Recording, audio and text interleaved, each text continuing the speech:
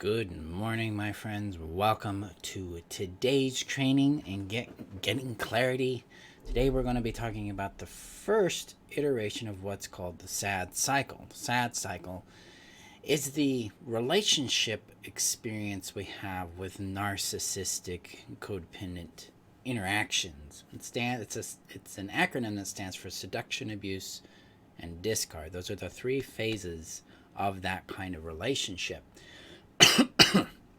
So if sorry guys. So before we get started, I'm Marshall Burtcher, and I help codependents that have suffered through narcissistic abuse rediscover their happiness by healing the trauma bond and coming to know who they are and create happy relationships in their lives. I do that I do that in a way that helps them accomplish that deeply. It takes time. This kind of work requires time, it requires practice, it requires experience. And so I set my clients and students up with a foundation that helps them discover life. So yeah, I'm not going to help you do this in 12 weeks. I'm not going to help you do it in any X amount of time, but I am going to help you ultimately accomplish more happiness and well-being in your life, because that's the point. Be able to be yourself and create happy, healthy relationships. Live a life that you enjoy. So before we get to today's topic, I'm going to share this out to the community really quick. The community is your safe haven here on the internet, where you can find guidance, support, tools, and understanding in your experience, so you can realize you're not alone. You're not crazy. There's nothing wrong with you. You're going through an experience that's quite profound. So let me get this shared out here to the group. They keep changing these things, and it kind of drives me crazy. Okay, now it's shared to the community. All right. So today is about the S.A.D cycle. We're going to dive into this over the course of this week and next week. So we can understand the underlying elements of this kind of relationship and how it's shaping us. Because it's a profoundly altering experience to go through the seduction, abuse, and discard phases of this kind of relationship. So those are the three phases of S.A.D: seduction, abuse, and discard. This is what targets of narcissists or narcissistic people go through. This is what the relationship is like. We get seduced, we get abused, and we get discarded. Today we're going to focus specifically on the seduction component, so we can understand what it is, how it works, and why it's so powerful in that. Now, help me keep track of my thoughts. I've got notes here to guide me on this. So let me know. You're here in the hey, Jolene, nice to see you. Yes, this is a powerful topic, and this is about bringing clarity to your guys' experience, because in my journey out of codependency, dealing both with the narcissistic abuse element and then the emotionally unavailable element, and then the childhood emotional neglect, so all three of the causes of codependency, this is the one that was most difficult for me to really understand and see.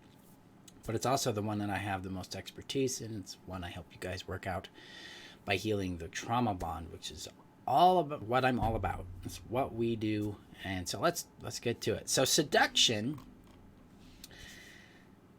Seduction. It's that experience of being flooded by the other person. You know, it is the emotional high that we get. It's the grandiose claims that they make towards us. It's the intense attention. It's the sudden importance we feel in this person's life, because of what they're telling us and what they're doing to us. Because seduction is all about, from the perpetrator's point of view, the view of the person doing the seduction, the seductor's point of view. It's all about getting the target hooked on them. The goal in seduction is to lower boundaries, lower the person's guard, so that they can manipulate the person.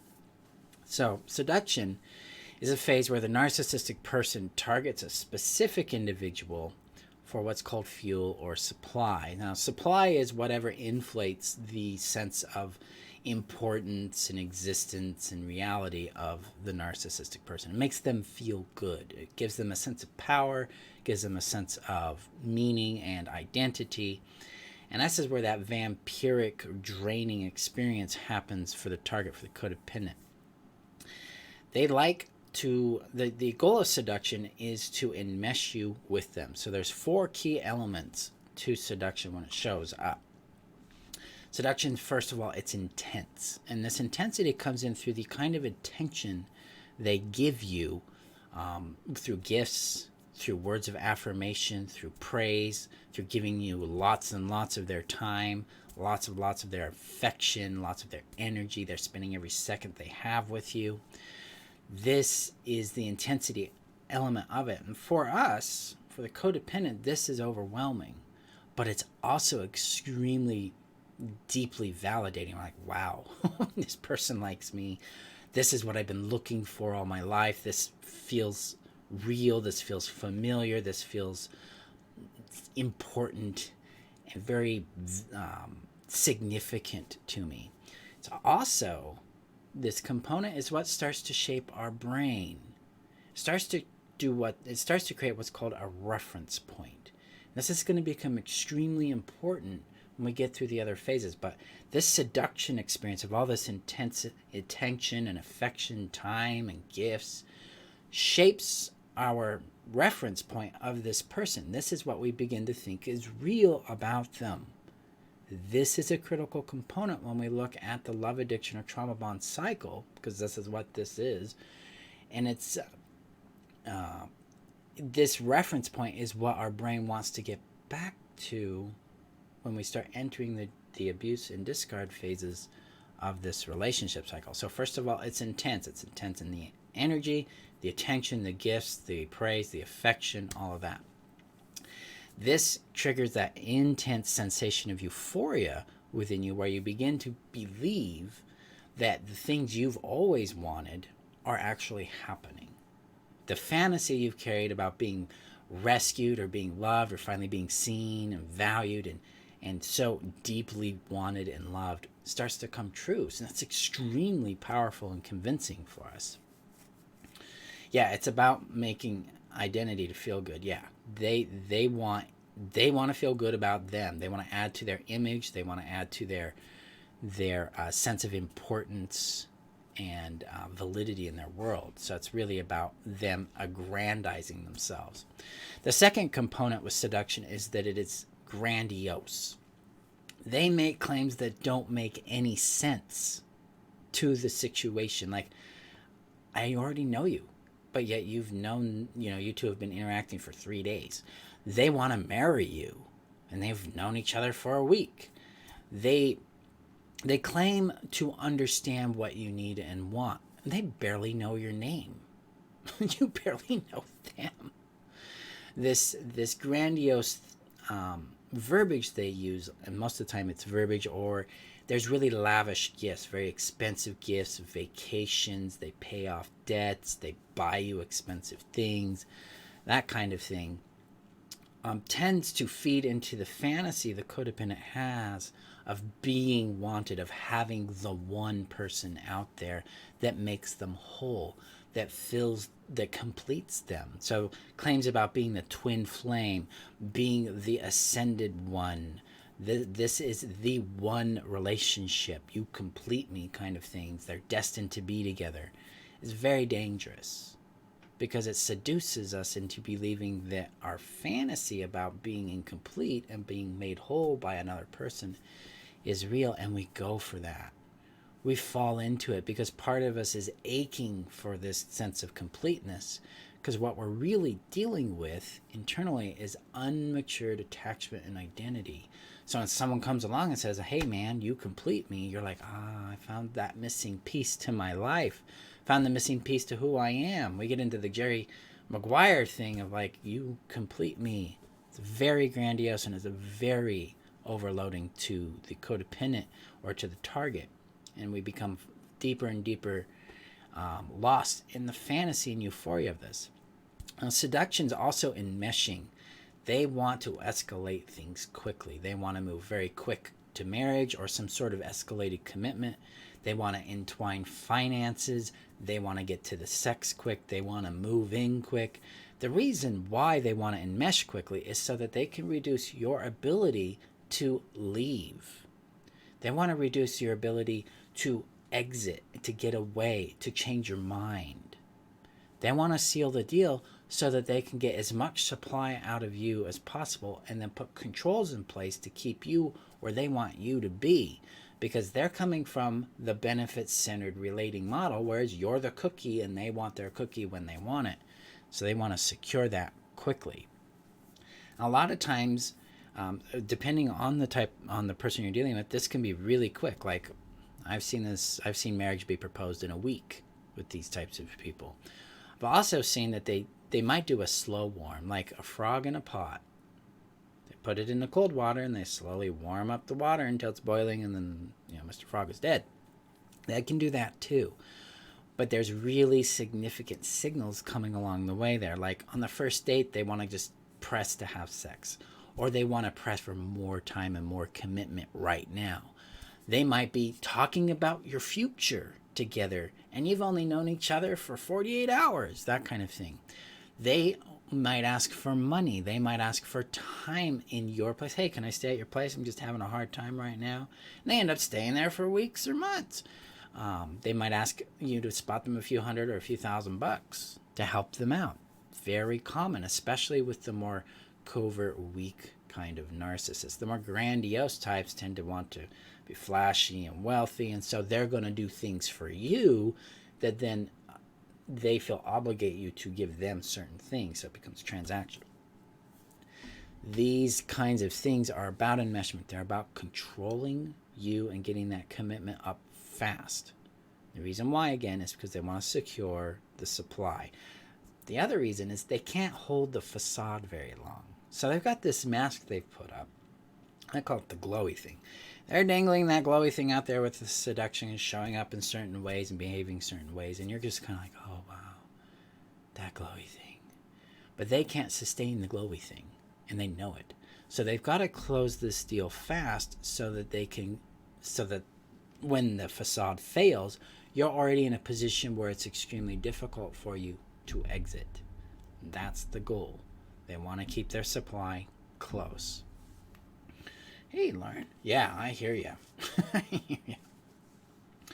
Yeah, they like to attach to those looking for happiness outside of themselves. Oh, yeah. We want to be really careful about seeking our happiness through others. And we want to be very mindful of people who are seeking our happiness through us, because that's not entirely where it's found. It's not found through anybody. It's found through ourselves, and it's found through alignment with who we are and what we want. So that enmeshment is the other component. Now, the real rub with seduction is that it's addictive. It's addictive because we're becoming flooded. We're becoming flooded with very specific kinds of hormones, okay? Oxytocin, serotonin, dopamine, adrenaline, and cortisol are what we're being flooded with.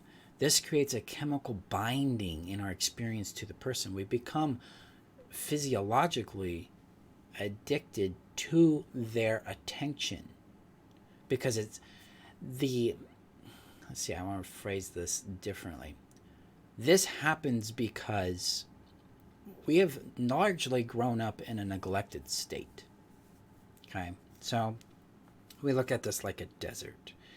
If I've been neglected within my core needs of attention, affection, intimacy, play, acceptance, being valued, being protected, and someone comes along and starts dousing me with all of these things, I'm going to feel overwhelmed by the effect my brain has on it.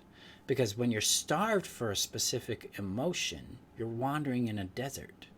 And then here comes this rainstorm of attention and seduction. It floods the desert. Now, I grew up in a desert, and this is what happens when you get a desert flood. The water rolls on top of the surface. The ground is so dry it can't absorb the water, so the water rolls on top of it, creating a flash flood, which is both intense, overwhelming, and often destructive. Seduction's a destructive event because what it's doing is it's destroying your sense of connection with reality because you're flooded in this cocktail of hormones because you're finally getting a need met that's gone unmet for so long. So that's why it's so intense. You're like, wow, this is just incredible. And you lose your sense of self. You lose your sense of reality. You lose your sense of connection with your body. You kind of dissociate because of its intensity. This is where we get lost in our fantasy and the euphoria, which we'll talk about next week in the EDD elements of this relationship. We also lose ourself, and then we start to cling to them. Because instinctively, there's a fear in us that this is going to end. That they might withdraw, they might pull away. And that starts to create a little distress in our background. And then they amplify it by moving into what's called the abuse phase, which we'll talk about in our next training. So seduction's addictive character or nature is because it is feeding needs in us that have gone unmet for so long in such an intense way, we become chemically bonded to this kind of experience, and our brain, with that reference point I was talking about, says, this person creates this kind of experience for me.